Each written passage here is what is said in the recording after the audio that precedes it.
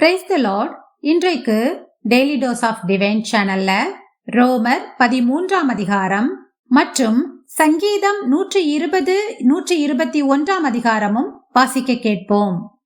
கர்த்தாவே, உம்முடைய வேதத்திலுள்ள அதிசயங்களை பார்க்கும்படிக்கு எங்கள் இருதயத்தின் கண்களை திறந்தருளும் சுவாமி. ஆமேன். ரோமர் 13ஆம் அதிகாரம். எந்த மனுஷனும் மேலான அதிகாரம் உள்ளவர்களுக்கு கீழ்ப்படிய கடவன். ஏனென்றால் தேவனாலே அன்றி ஒரு அதிகாரமும் இல்லை. உண்டாயிருக்கிற அதிகாரங்கள் தேவனாலே நியமிக்கப்பட்டிருக்கிறது. ஆதலால் அதிகாரத்திற்கு எதிர்த்து நிற்கிறவன் தேவனுடைய நியமத்திற்கு எதிர்த்து நிற்கிறான். அப்படி எதிர்த்து நிற்கிறவர்கள் தங்களுக்கு தாங்களே ஆக்கினையை வருவித்துக் கொள்ளுகிறார்கள். மேலும் அதிகாரிகள் நற்கிரியைகளுக்கல்ல, துர்க்கிரியைகளுக்கே பயங்கரமாயிருக்கிறார்கள். ஆகையால் நீ அதிகாரத்திற்கு பயப்படாதிருக்க வேண்டுமானால் நன்மை செய், அதனால் உனக்கு புகழ்ச்சி உண்டாகும். உனக்கு நன்மை உண்டாகும் பொருட்டு அவன் தேவ ஊழியக்காரனாயிருக்கிறான். நீ தீமை செய்தால் பயந்திரு, பட்டயத்தை அவன் விருதாவாய் பிடித்திருக்கவில்லை. தீமை செய்கிறவன் மேல் கோபாக்கினை வரப்பண்ணும்படி அவன் நீதியை செலுத்துகிற தேவ ஊழியக்காரனாய் இருக்கிறானே. ஆகையால் நீங்கள் கோபாக்கினையின் நிமித்தம் மாத்திரமல்ல, மனசாட்சியின் நிமித்தமும் கீழ்ப்படிய வேண்டும். இதற்காகவே நீங்கள் வரியையும் கொடுக்கிறீர்கள். அவர்கள் இந்த வேலையை பார்த்து வருகிற தேவ ஊழியக்காரராய் இருக்கிறார்களே. ஆகையால் யாவருக்கும் செலுத்த வேண்டிய கடமைகளை செலுத்துங்கள். எவனுக்கு வரியை செலுத்த வேண்டியதோ அவனுக்கு வரியையும், எவனுக்கு தீர்வையை செலுத்த வேண்டியதோ அவனுக்கு தீர்வையையும் செலுத்துங்கள். எவனுக்கு பயப்பட வேண்டியதோ அவனுக்கு பயப்படுங்கள். எவனை கனம் பண்ண வேண்டியதோ அவனை கனம் பண்ணுங்கள். ஒருவரிடத்தில் ஒருவர் அன்பு கூறுகிற கடனே அல்லாமல் மற்றொன்றிலும் ஒருவனுக்கும் கடன்படாதிருங்கள். பிறனிடத்தில் அன்பு கூறுகிறவன் நியாயப்பிரமாணத்தை நிறைவேற்றுகிறான்.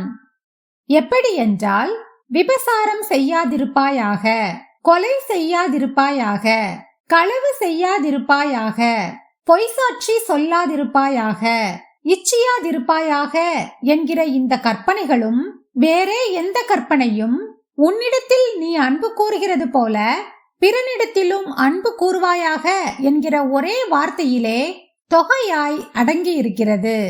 அன்பானது பிறனுக்கு பொல்லாங்கு செய்யாது. ஆதலால் அன்பு நியாயப்பிரமாணத்தின் நிறைவேறுதலாயிருக்கிறது.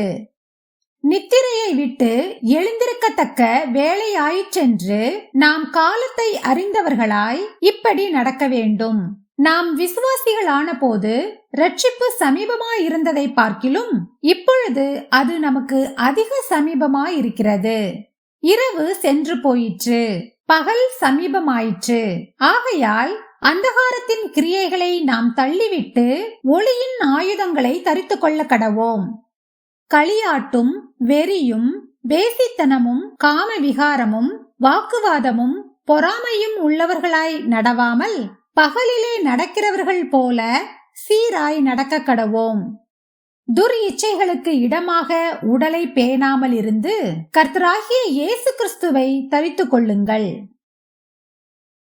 சங்கீதம் 120ஆம் அதிகாரம். என் நெருக்கத்திலே கர்த்தரை நோக்கி கூப்பிட்டேன், அவர் எனக்கு செவி கொடுத்தார். கர்த்தாவே, பொய் உதடுகளுக்கும் கபட நாவுக்கும் என் ஆத்துமாவை தப்புவியும். கபட நாவே, உனக்கு என்ன கிடைக்கும்? உனக்கு என்ன செய்யப்படும்?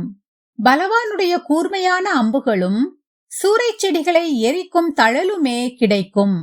ஐயோ, நான் மேசேக்கிலே சஞ்சரித்தது போதும், கேதாரின் கூடாரங்கள் அண்டையிலே குடியிருந்ததும் போதும். சமாதானத்தை பகைக்கிறவர்களிடத்தில் என் ஆத்துமா குடியிருந்ததும் போதும். நான் சமாதானத்தை நாடுகிறேன், அவர்களோ நான் பேசும்போது யுத்தத்துக்கு எத்தனப்படுகிறார்கள். சங்கீதம் 121ஆம் அதிகாரம். எனக்கு ஒத்தாசை வரும் பர்வதங்களுக்கு நேராக என் கண்களை ஏறெடுக்கிறேன். வானத்தையும் பூமியையும் உண்டாக்கின கர்த்தரிடத்திலிருந்து எனக்கு ஒத்தாசை வரும். உன் காலை தள்ளாட ஒட்டார், உன்னை காக்கிறவர் உறங்கார்.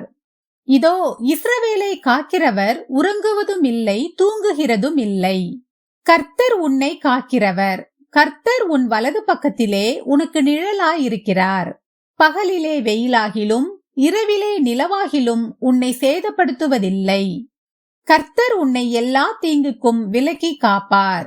அவர் உன் ஆத்துமாவை காப்பார்.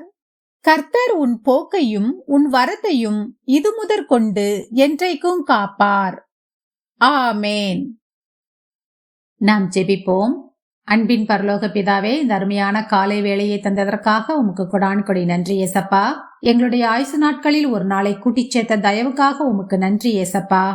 எங்களுடைய ஆசீர்வாதத்திற்கு தடையாயிருக்கிற எல்லா பாவங்களையும் நீர்தாமே எங்களுக்கு மன்னிக்க வேண்டுமாறு ஜெபிக்கிறேன்.